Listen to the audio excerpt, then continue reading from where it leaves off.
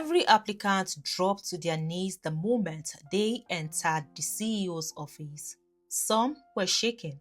Some closed their eyes as they bowed before the massive golden statue standing behind his desk. No one questioned it. In a country where jobs were almost impossible to find, pride had become a luxury. People did whatever it took to survive. Then, Vera walked in. She stood still. She looked straight into the CEO's cold, intimidating eyes. "I cannot bow," she said quietly. "I would rather lose this job than bow to something I don't even know." The room fell silent. Nobody had ever spoken to the CEO that way. Everyone expected him to throw her out immediately. Instead, a slow smile spread across his face. Then he said something that left everyone speechless. But to understand why that moment changed both their lives forever, we have to go back to where Vera's story began. For almost 4 years, Vera had searched for work without success. Every morning looked the same.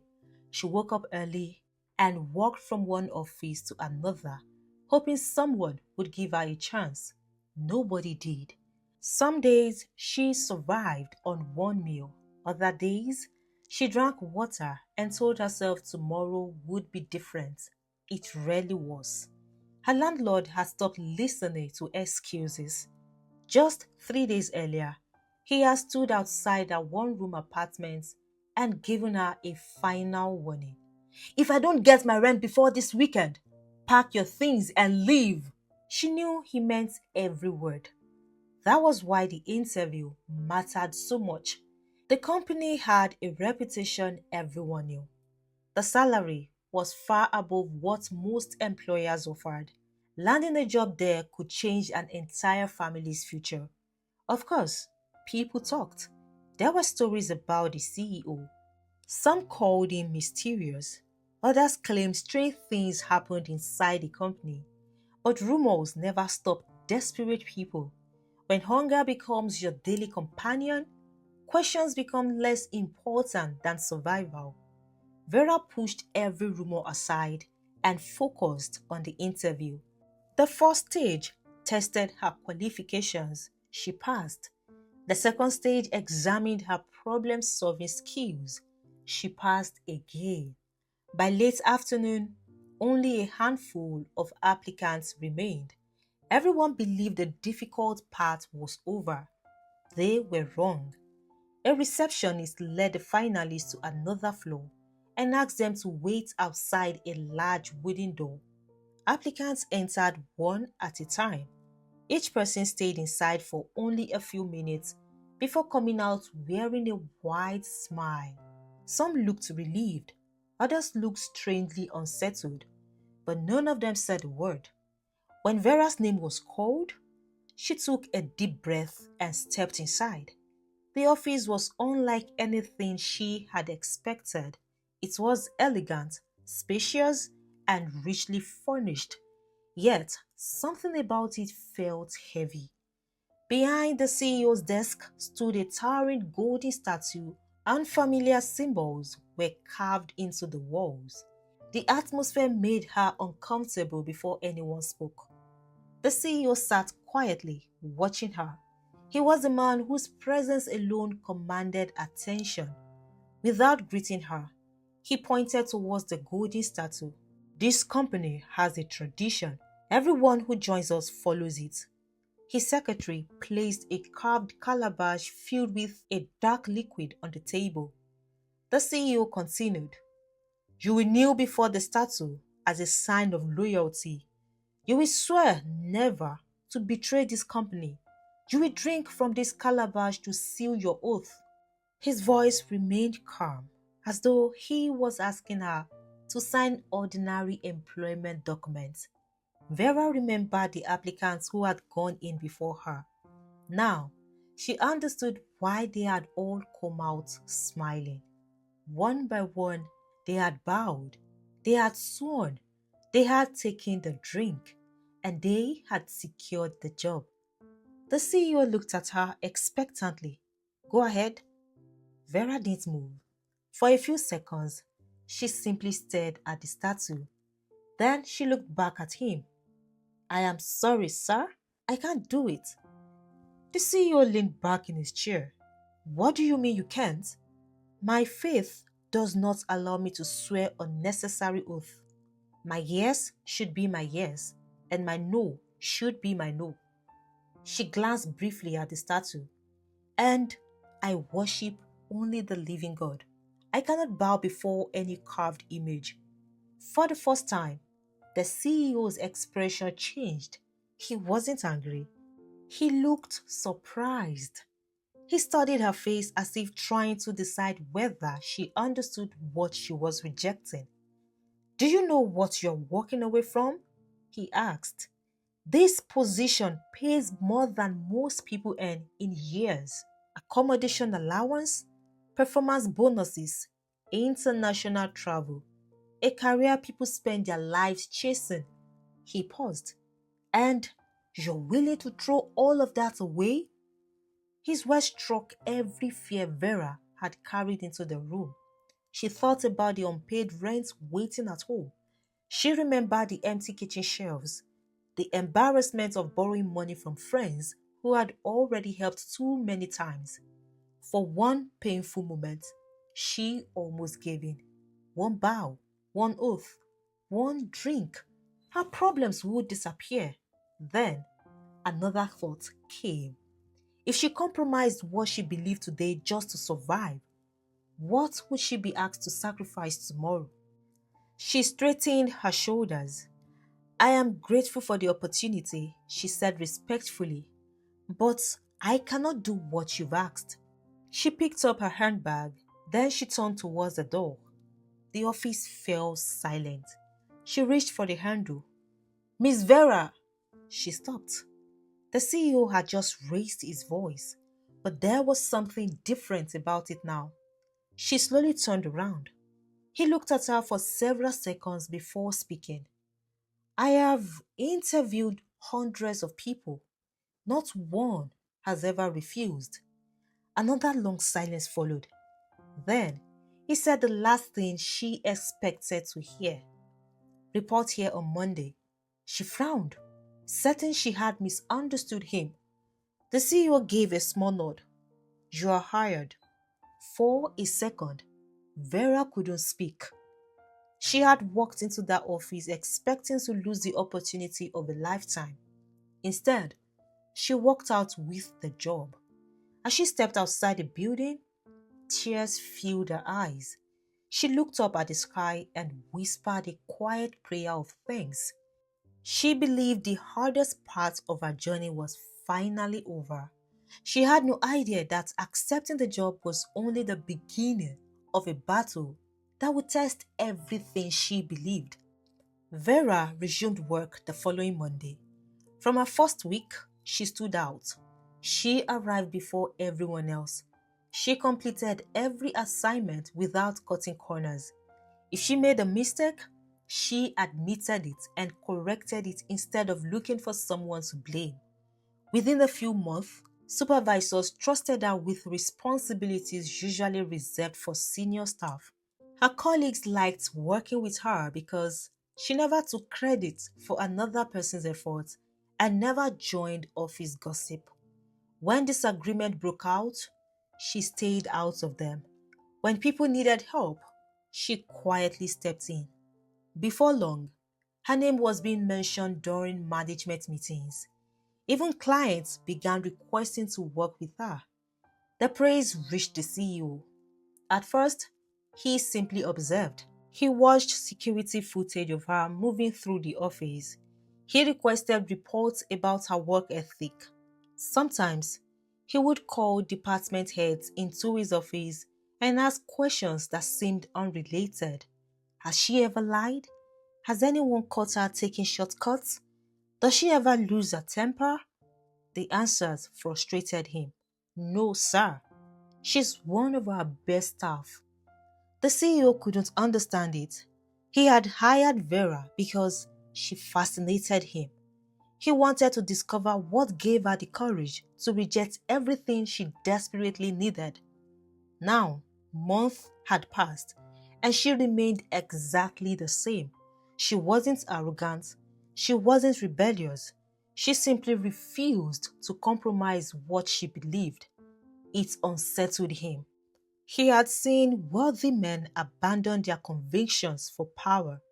He had watched educated people betray lifelong principles for promotion.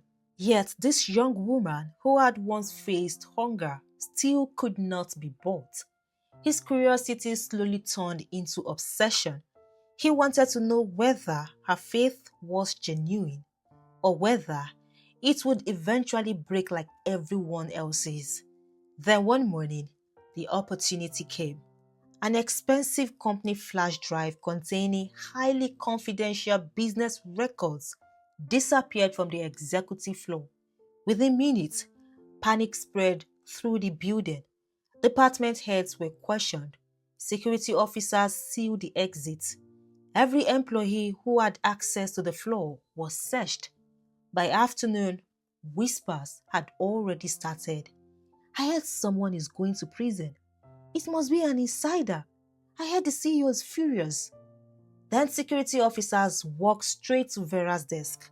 Miss Vera, one of them said, the CEO wants to see you. The entire office went quiet. She stood slowly, confused. People watched as she followed them upstairs. Inside the CEO's office, the atmosphere was colder than usual. The missing flash drive sat on the table. So, the CEO said quietly, tell me why this was found inside your locker. Vera stared at it. For a moment, she couldn't even speak. I have never seen that before, sir. The CEO folded his hands. Think carefully before you answer. I am answering carefully, sir, she replied. I don't know how it got there. No one said another word. The CEO finally spoke. Take her away. Vera expected to be handed over to the police. Instead, she was escorted through a restricted section of the building she had never noticed before. An elevator hidden behind a steel door carried them underground. The doors opened to a dim corridor lined with heavy iron doors. It looked nothing like a company facility. It looked like a prison. One officer unlocked a thick metal gate. Before Vera could be taken inside, another man appeared carrying a calabash filled with dark water. The officer held it towards her. Drink. She looked at him. What is it? If you are innocent, swear over it. If you are guilty, confess now. The water will judge you. Vera slowly stepped back. I will not drink it. The officer frowned. Everyone drinks. I won't. The CEO, who had followed them downstairs, looked at her in silence. You still refuse? The CEO took one step closer. This is your last chance. Confess now. She lifted her eyes to meet his. I cannot confess to something I never did. The CEO gave a small nod. Lock her up. The heavy door slammed shut behind her. Darkness swallowed the room. The first night felt endless. She sat on the cold concrete floor, hugging her knees against the wall. That night, Vera couldn't sleep. The next morning, a guard pushed a tray of food through the small opening beneath the door. There was a bottle of water beside it. Vera stared at both for a long time. She remembered the calabash. She remembered the strange rituals. Fear settled deep inside her. What if they had mixed something into the food? What if they wanted her body to surrender before her spirit did? She quietly pushed the tray back untouched. Instead, she knelt on the hard floor. Father, you know I didn't do this. I don't understand why it's happening, but I know you haven't abandoned me. She began singing softly. The sound filled the tiny cell.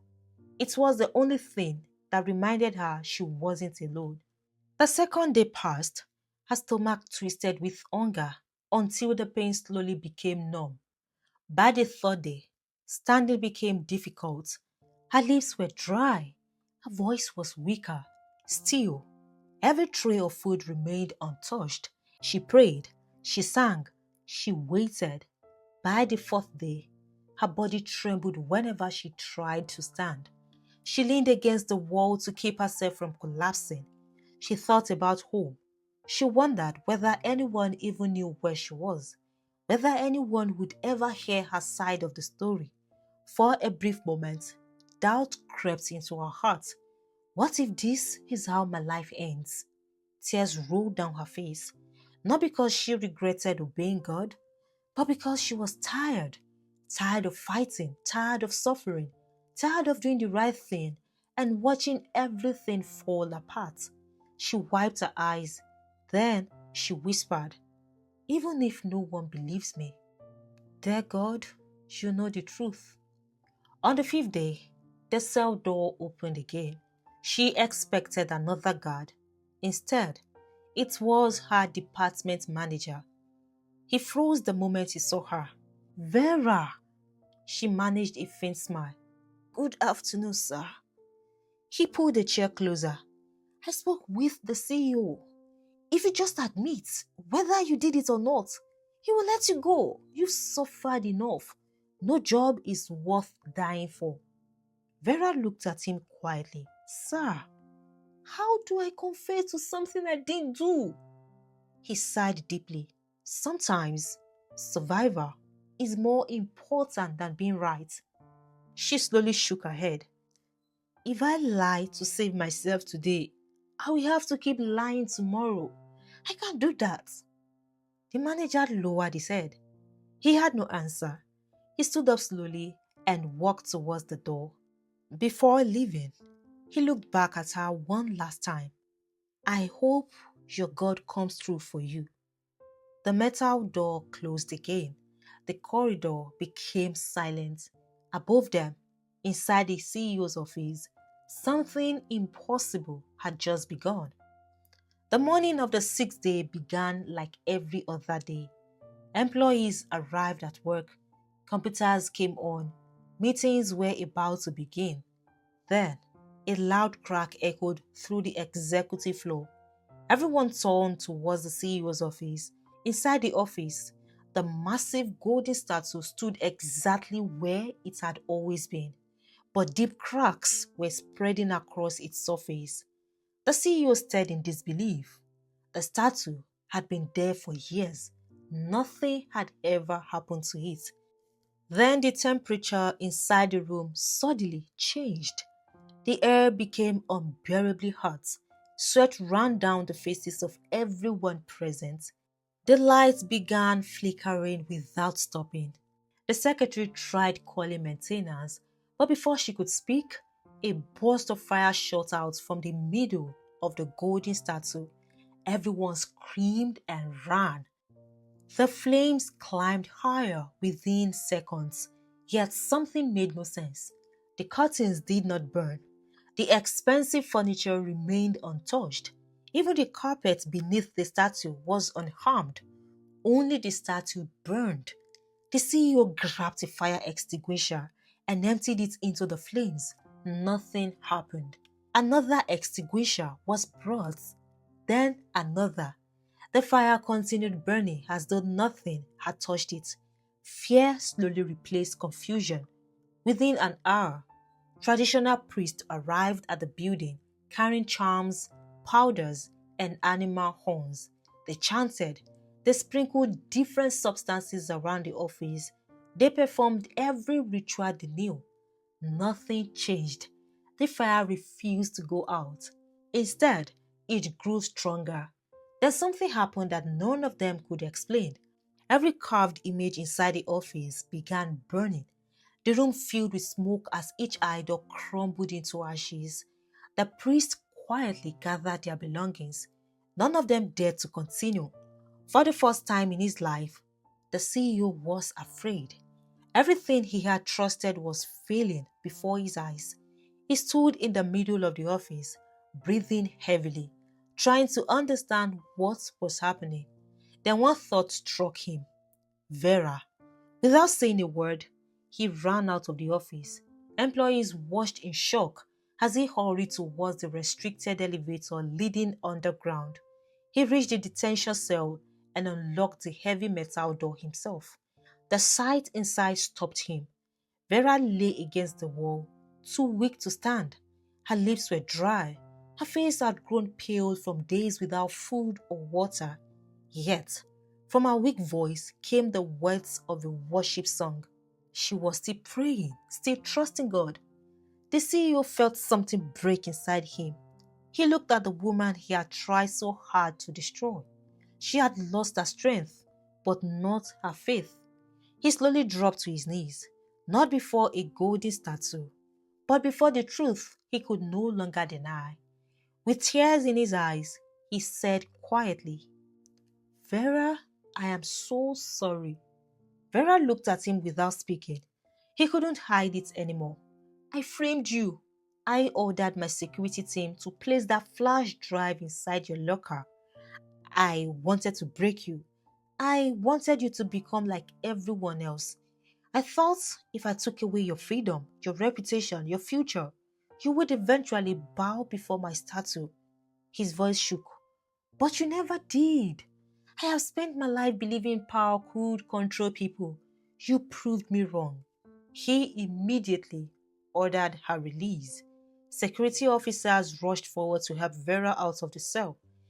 The moment she stepped into the corridor, a loud crash echoed through the building. The last burning idol collapsed into ashes. The fire disappeared instantly. Employees stood frozen. Moments earlier, they had watched an impossible fire consume every idol. Now, it was gone just like that. News of the CEO's confession spread through the company within hours.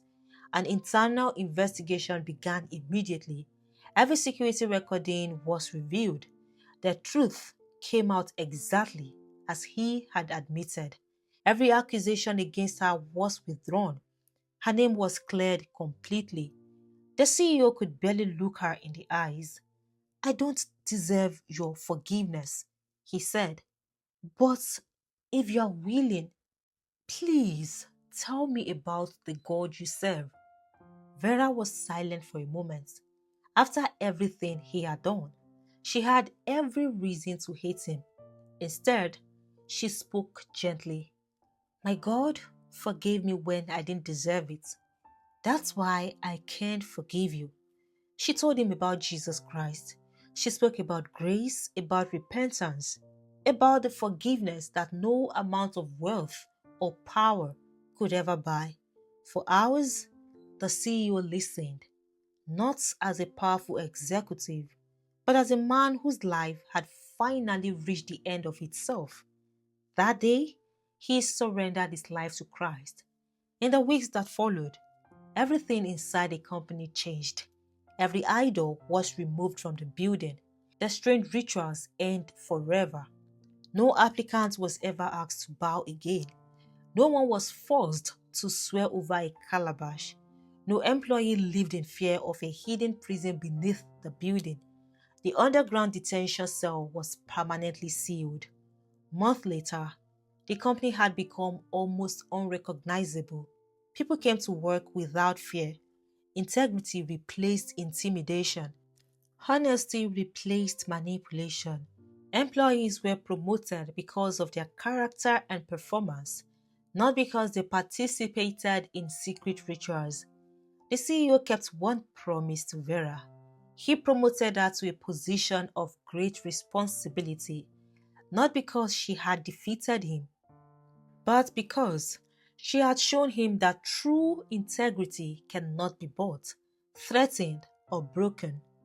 The same woman who had been willing to walk away from the opportunity of a lifetime rather than compromise her faith received more than she had ever imagined, not because she chased success, but because she refused to lose herself trying to gain it. Sometimes, the greatest victory is not getting what you want, It is refusing to lose your soul in order to get it. I hope you enjoyed this story. If you want to see more stories of light overcoming darkness, watch this video next. I'll see you in the next one. Goodbye.